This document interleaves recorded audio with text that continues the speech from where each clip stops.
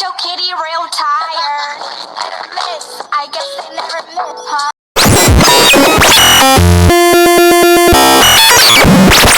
The video entitled Matino, directed by Obs and Noor, deals about ethical values to make ethical choice. Based on the movie, they are the kind of values that judgmental or judgment to the guy who is sober or sensible.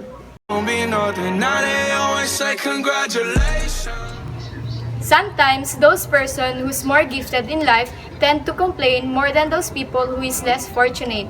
In the first scene, it shows that no matter how poor you are, but if your family is with you, you can totally conquer everything and still you can call it as a home.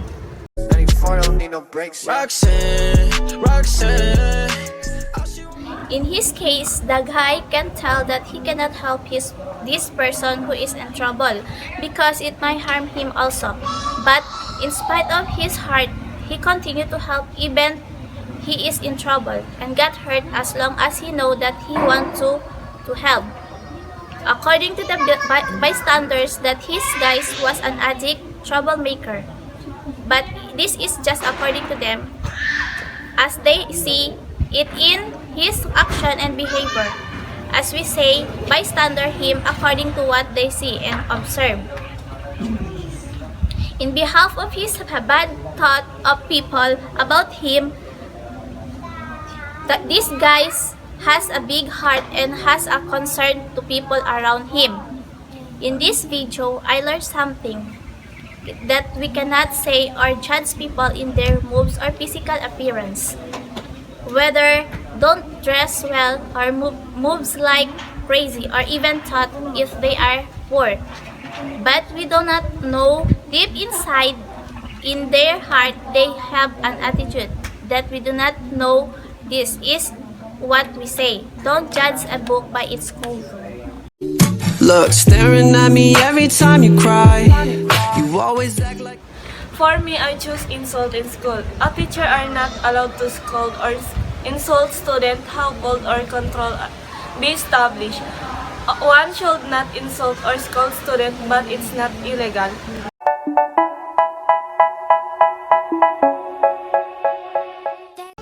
He got hurt and go to his friend. I appreciate his friend even he is busy doing a makeup and ribbon. He entertained his wounded friend to give him and provide care or first aid for immediate assistance so that he is not suffering too long. Take your hand, my dear, and place them both in mine. For me, I choose the working the store after the school because being a working student is a difficult thing to do, and also he must work so hard for his sister and mother for them to have to eat. For the location of the scene, it's too realistic, and also the boss of the store, I must say, he's concerned to his employee. And also for the actor, they really accomplish the task in the working store. When you come back home and all the lights are out. The story that I choose is the ending part, where in the ending part, where the boy helps the other person. I hope there's a person who helps and see him the time that he was suffering to death. How will be his mother that is sick and there is no one who will going to take care to them because the only boy who with the family is expecting to help. He sacrificed his life for other. I hope that this is someone who will help his mother and sister.